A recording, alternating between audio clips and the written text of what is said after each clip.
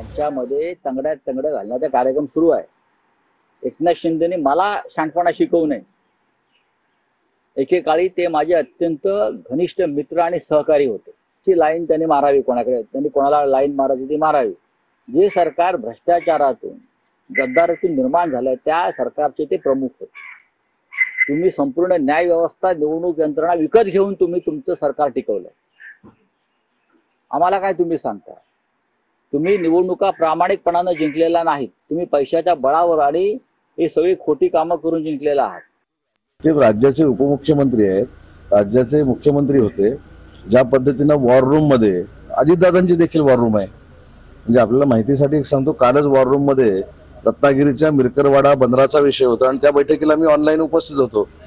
त्याच्यामुळं शिंदे साहेबांनी एखादी गोष्ट केल्यानंतर स्वाभाविक आहे की ती बातमी झालीच पाहिजे.